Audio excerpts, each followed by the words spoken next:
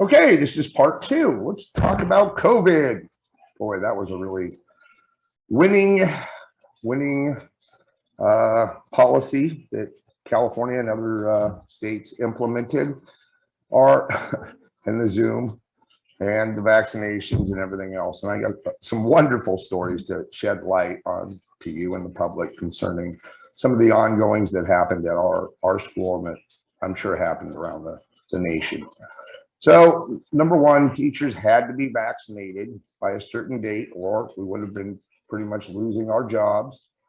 We heard that. Now I did research the Moderna vaccine and I determined that it was probably okay because I am a science teacher. I do teach about RNA all the time, and we look at messenger RNA and we do some experiments with those things. And I did read in detail each little step they had during April, May, June, every month. Okay, trying to keep update for my students about the Moderna vaccine. So I was vaccinated.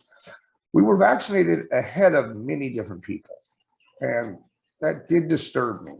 At the time, I was teaching a couple honors classes. The kids were very upset that they could not go back to the classroom. After I was essentially shoved in line, even before my wife, and she's much younger than I am, I had approached the principal about going back to the school.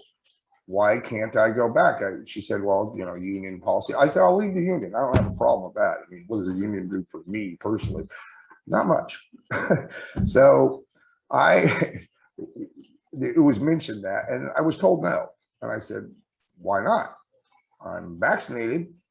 Many of these kids, they'll wear masks, they'll go into the classroom, they'll be 6 feet away from each other. I mean, you bought all this equipment, you bought thousands of dollars of equipment for us to go back to school. And the answer was no.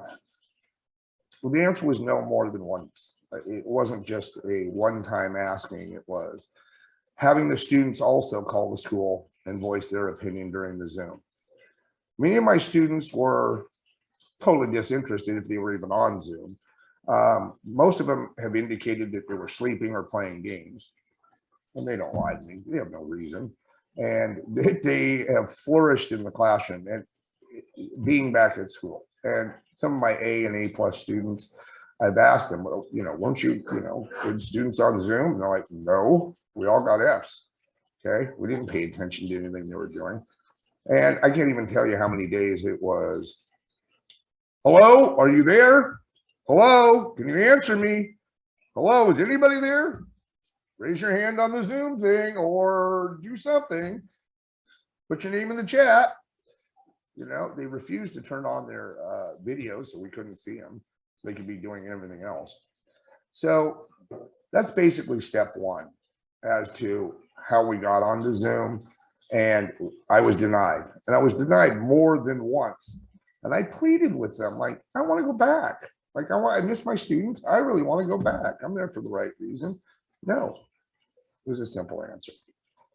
All right, we'll go forward with part three right after this short intermission. God bless you.